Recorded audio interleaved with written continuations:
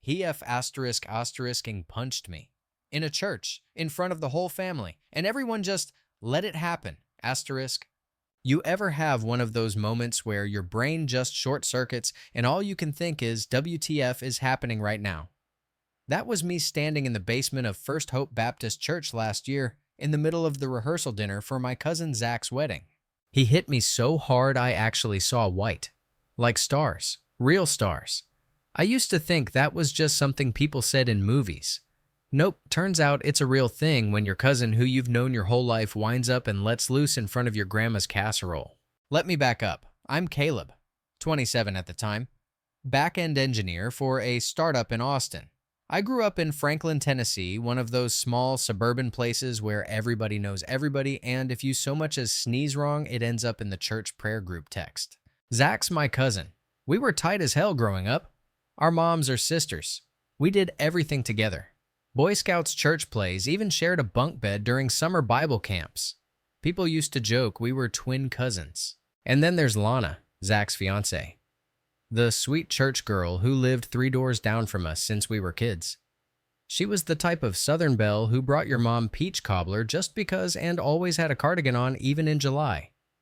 I helped her with algebra in middle school. She helped me not crash my dad's truck when I was learning to drive. Nothing weird.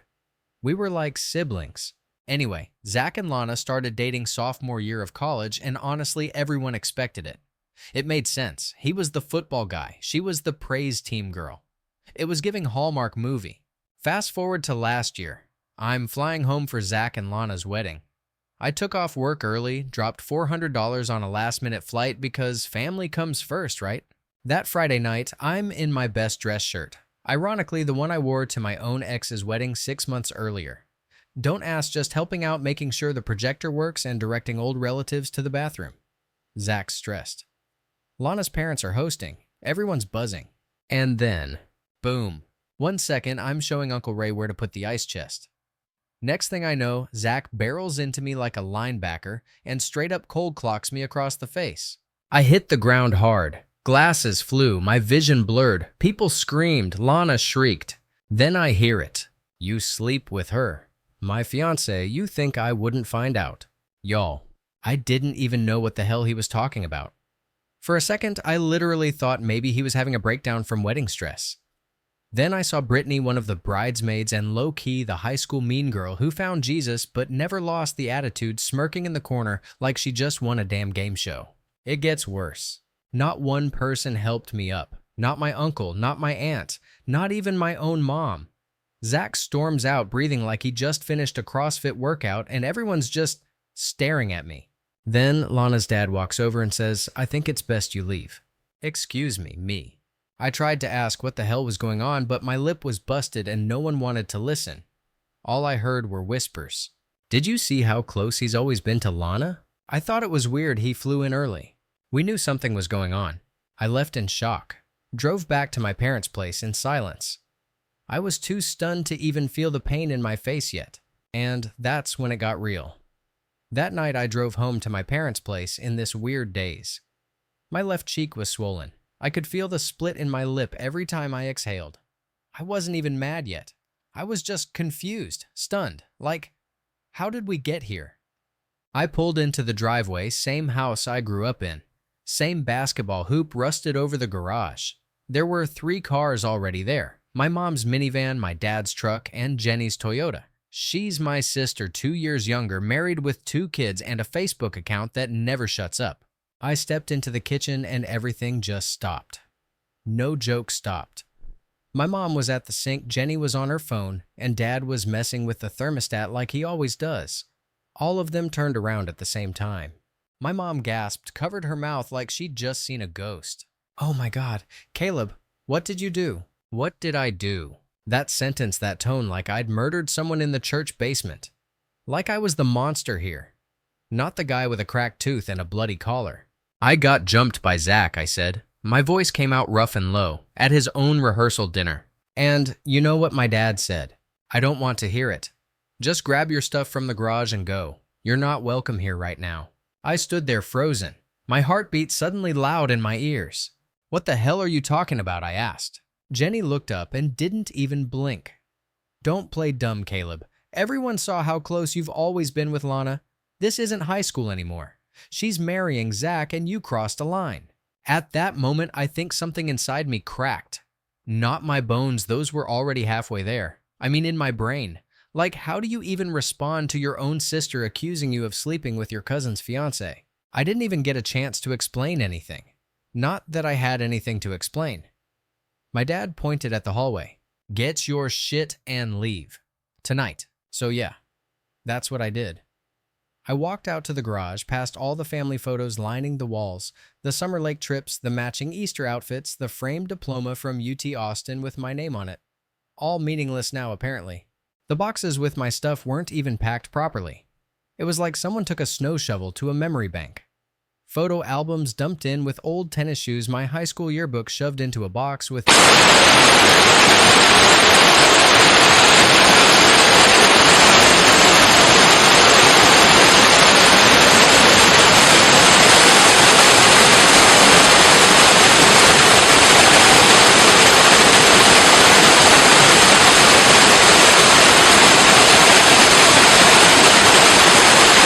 Shame on you.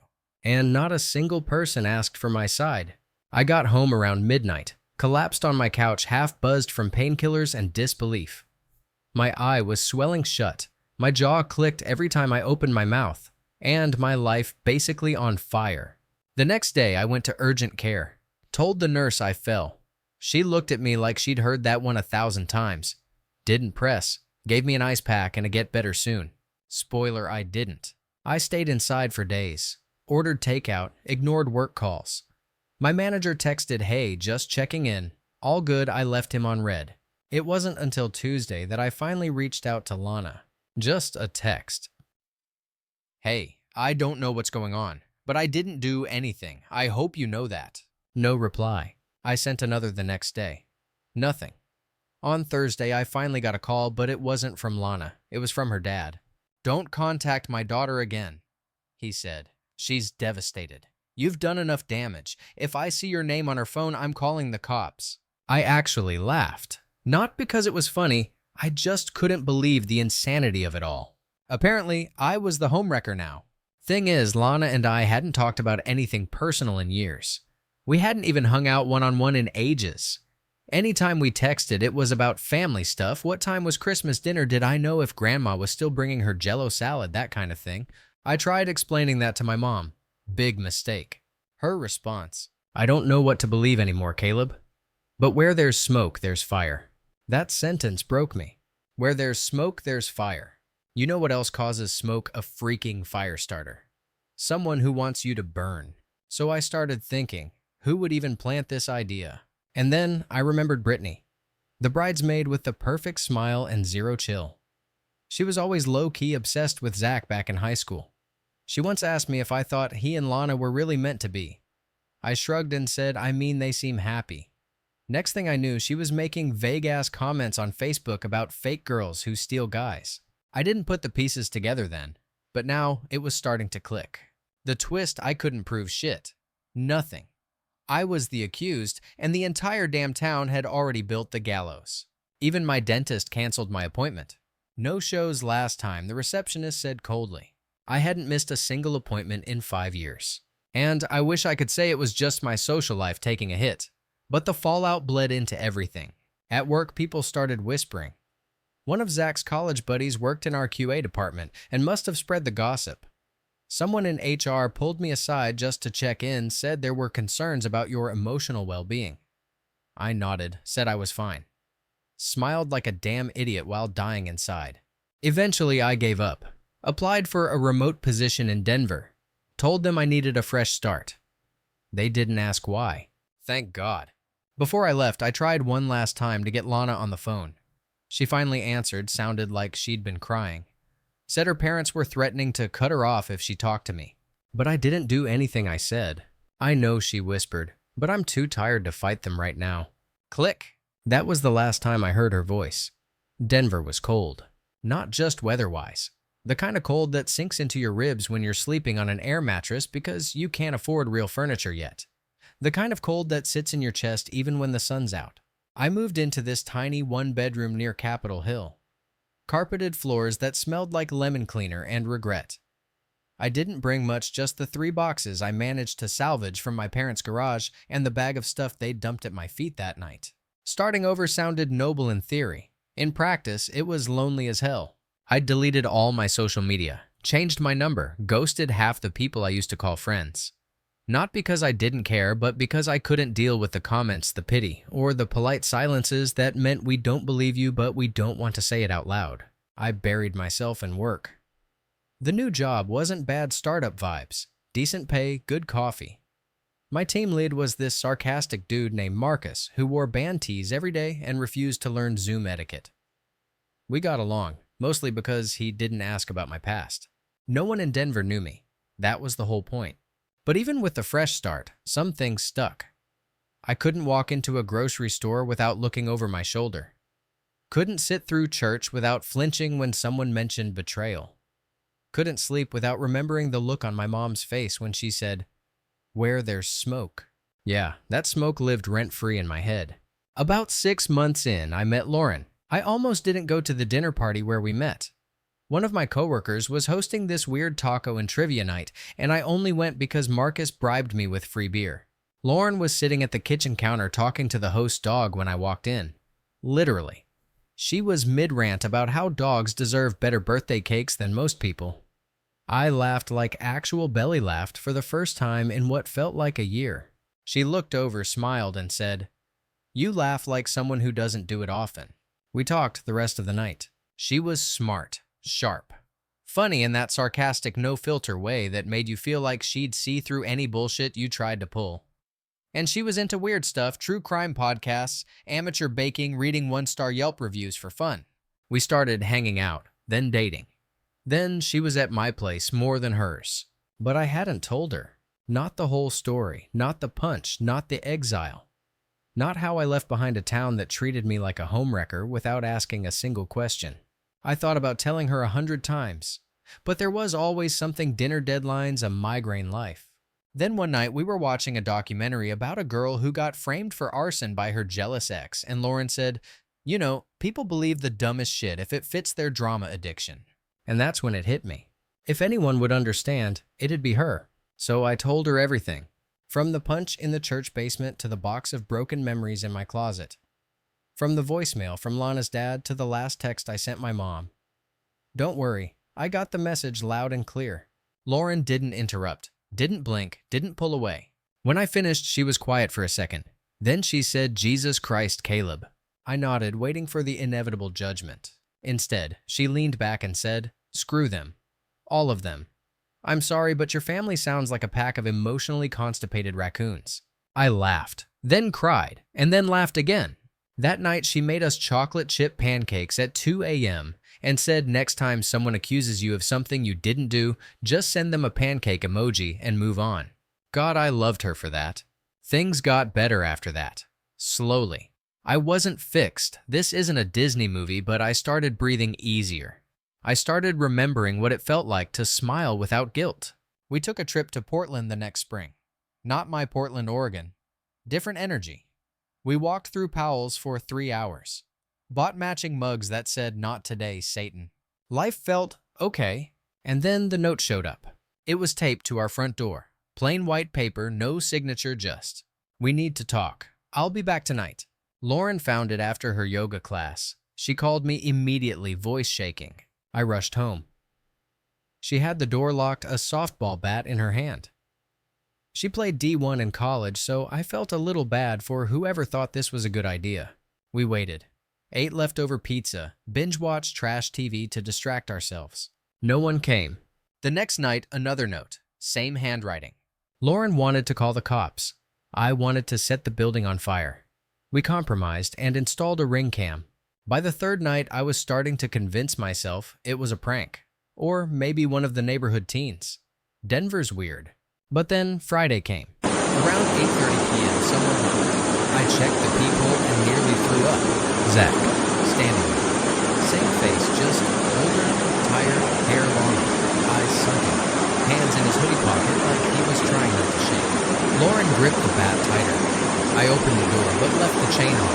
"What the hell are you doing here?" he asked. He looked up, startled, like he actually thought I'd answer. I need to talk. Nope. Please. The last time you wanted to talk, I left with a busted jaw and a shattered life. So you'll have to forgive me if I'm not exactly rolling out the welcome mat. He looked down, nodded slowly, then said something that made my blood freeze. Brittany lied. I didn't say anything. She made it all up. The texts, the screenshots. She used some app Lana told me. She confessed during a fight. Said she was jealous. That she always wanted me and hated how close we were. I blinked.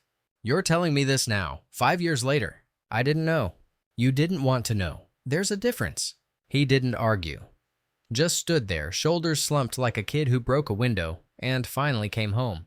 I need to apologize. To you, to Lana, to everyone. I almost laughed. You think one apology is going to fix 5 years of hell? He didn't answer. I told him I'd pass his message to Lana if she wanted to respond. That was her choice. Then I shut the door. Hard. Lauren made me tea even though I hate tea. We sat in silence for a while. She finally said, "You okay?" I wasn't. But I was better than before. Because now I knew I wasn't crazy. I wasn't the bad guy. I wasn't alone in remembering what really happened. And I wasn't going back. I didn't sleep that night. I laid in bed, staring at the ceiling fan, just listening to Lauren breathe beside me and feeling like my brain was a TV stuck on static. Zach showing up. That note, Brittany lying.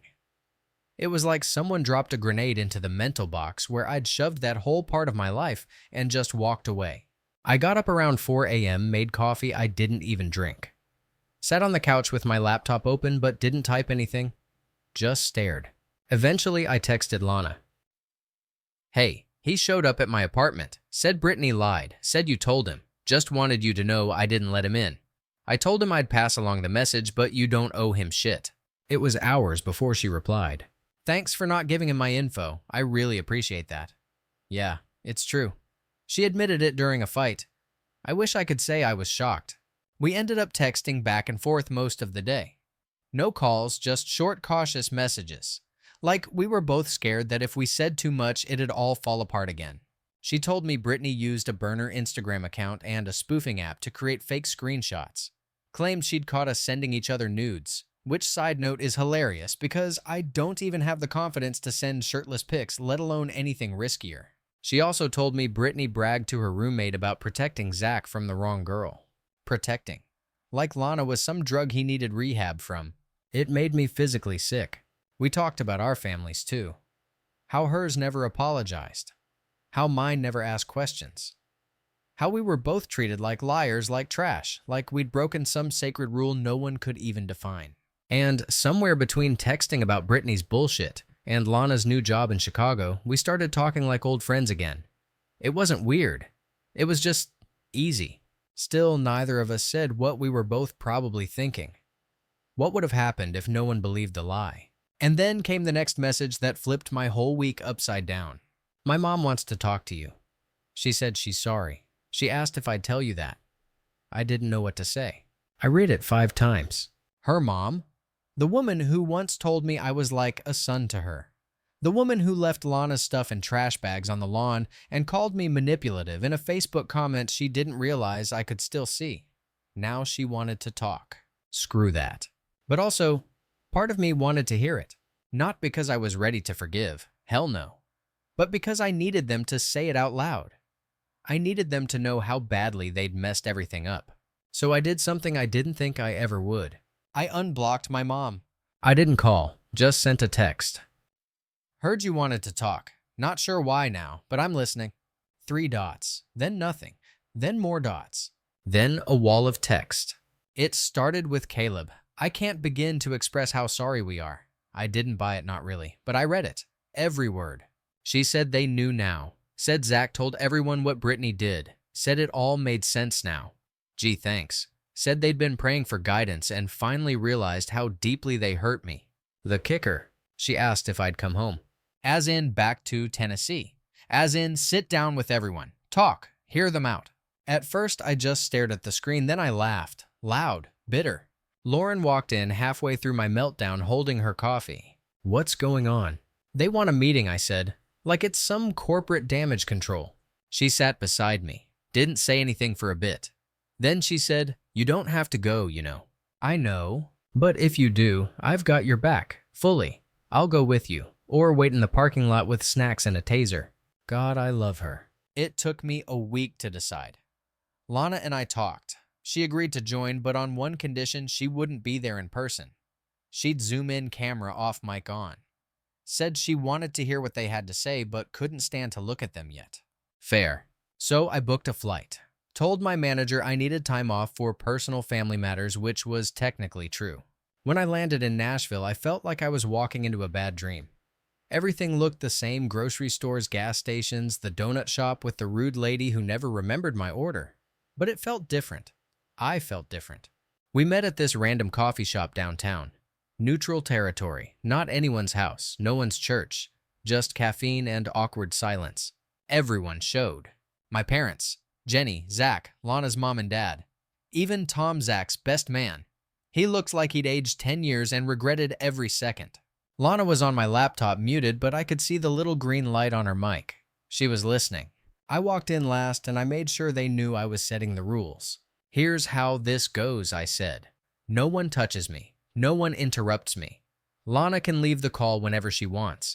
If she does, I leave. No religious lectures, no guilt trips. This isn't about your forgiveness. It's about me deciding if you're worth my time. They nodded. My mom started crying within 30 seconds. My dad sat stiffly like he was trying not to run out. Jenny wouldn't meet my eyes. Zach spoke first. Apologized again. More in-depth this time. Said he was broken by what happened. That he hated himself for believing Brittany. That he didn't even love her. He just wanted to hurt Lana, and I was the target of convenience. I didn't say anything. Then Brittany's name came up. Apparently she'd confessed. Fully. Said it to Zach's face. Said she used fake DMs, fake texts, everything. Even had a Google Drive folder labeled Plan B. The girl had actually saved the files like some messed up Bond villain. They tried to tell me how shocked they all were. That's when I lost it. You weren't shocked when she showed you fake texts. You were convinced. You didn't ask questions. You didn't verify. You didn't even call me. You just exiled me. Like I was nothing. They tried to talk. I shut them down. You know what it's like to rebuild your life from scratch because the people who were supposed to know you best chose gossip over you. You know what it's like to be erased from your own story. No one answered. Then Lana unmuted. She was calm. Way calmer than I could have been. The worst part wasn't Brittany lying, she said. It was all of you believing it so easily. That says more about you than it ever said about Caleb. Her mic went silent again. Her mom was crying. Her dad looked like he wanted to vanish into the floor. I stood up. I'm not coming back, I said. I'm not moving home. I'm not joining your holidays. I'm not picking up when you call. This moment isn't the beginning of healing. It's closure. For me, not for you. I shut the laptop. Lana was gone. Then I turned and walked out. Didn't look back. Felt like the first real breath I'd taken in 5 years. When I stepped out of that coffee shop, I felt lighter, but not fixed. Closure isn't a magic switch. It's more like slamming a door and realizing you still have to walk 10 miles before you're really free. I crashed at a hotel that night. Didn't want to stay at anyone's house, obviously. Slept like crap, but I didn't care. I wasn't in Tennessee for peace. I was there to end something. I flew back to Denver the next morning. Lauren met me at the airport with 2 breakfast burritos and an oversized hoodie that said, "People suck in Comic Sans." I figured you'd need comfort food and a hoodie that speaks your truth, she said. She wasn't wrong. Back home, I tried to fall back into routine. Work, gym, cooking with Lauren, trying new taco places, living. But something kept nagging at me. That feeling that even though I'd confronted them, even though I'd said my piece, they still got off easy. I don't mean I wanted revenge in the petty key their car sense. That's not me. But 5 years of my life were gone. My reputation shattered. My mental health dragged through the mud. People still believed things about me that weren't true. People still talked. And yeah, I could let it go. Or I could take control of the narrative. So I started writing. Not a revenge piece, just the truth. Everything. From the moment Zach punched me to the moment I walked out of that coffee shop. Every lie, every silence, every betrayal. The trauma. The healing. The whole story. I didn't name names, but I didn't sugarcoat anything either. Lauren helped me clean it up. She used to freelance as an editor for indie writers, so she's got that magic touch. And then one night over cheap wine and fancy cheese, she looked at me and said, "You should publish this." I laughed. She didn't. "No, I'm serious," she said. "Self-publish, or Medium, or hell pitch it to BuzzFeed. People eat this stuff up." I was hesitant. I mean, putting all this online, the same internet that dragged me before, that shared those lies like wildfire. But maybe this time, it'd be different. So I did it. Wrote a post titled, "False Accusations, a Fist to the Face, and 5 Years of Silence, What Happens When Your Family Believes a Lie." I posted it anonymously using a pen name. Didn't want it traced back to me too fast. I just wanted it out there. Within a week, it blew up. I'm talking 300,000 views in 3 days. Reddit found it obviously. True off my chest. Relationships. Even freaking our legal advice somehow got a piece of it. People were mad. The comment section's wild. I would sue the whole family and retire. This is the kind of story that makes me call my brother and tell him I love him. Jessica, Brittany should be banned from public spaces. One person wrote, "I didn't know how badly I needed this story. Thank you for sharing." I went through something similar, and reading this made me feel less alone. That one hit me hard, because that was it. That was the whole point. It wasn't about revenge. It was about reclaiming my voice. Lauren and I would scroll through comments at night, laughing at the chaos. Every time someone said I would have burned that town down, she'd look at me and say, "You did burn it down. You just used words instead of fire." A few weeks later, I got an email from a podcast producer. True crime meets human interest type. She wanted to interview me. Said my story resonated with thousands. I almost said no, but I remembered that quote, "If you don't tell your story, someone else will." So I said yes. The episode dropped midweek. Lauren and I listened together on our balcony with whiskey and blankets. Hearing my own voice talk about that punched the exile, the betrayal surreal. But it felt good, clean, freeing. 2 days after the episode aired, I got a message. From Zach. Just 3 words. I heard it.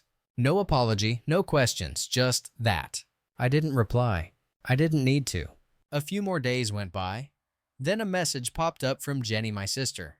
She said her coworkers had passed the podcast around, not realizing she was in the story. Said she felt exposed. Exposed. Like I hadn't been publicly destroyed for years because she decided to believe a fake text over her own brother. She ended the message with, "I wish you'd warned me." I stared at it for a full 10 minutes before responding. "I wish you'd believed me." Left it at that. Lana texted me not long after. "So, your story is all over my Facebook. People at work keep sending it to me. It's weird being the girl in someone's viral story, but I'm glad you told it." I asked how she was. She said better. Still with Chris, still in therapy, still avoiding her parents, still cooking like it's a coping mechanism. She asked if I ever thought about coming back. "No," I replied. "Denver's home now." She said she got it, said she didn't regret leaving either. Sometimes we text like that now, casual check-ins. No pressure, no past digging. Just 2 people who survived the same storm and came out, if not whole, at least weathered. As for Lauren, she's the best thing to come out of this mess. I mean that. She's funny and honest and weird in all the best ways. She pushes me when I shut down. She makes me laugh when I spiral. She loves me without flinching at my baggage. And yeah, I'm going to marry her. I bought a ring. It's in my sock drawer. She doesn't know. Or maybe she does. She's smarter than I am, honestly. But I'm waiting. Not because I'm scared, but because I want to do it right. No drama, no ghosts. Just us. The life we built from the rubble. The truth is, there's no perfect revenge. No one's going to stand up and give you a trophy for surviving betrayal. No one's going to refund you the years lost or the birthdays missed or the therapy bills. But there's something better. There's living well. There's speaking out. There's moving the hell on with your dignity intact and your people beside you. Sometimes revenge isn't slamming the door. It's walking through a better one.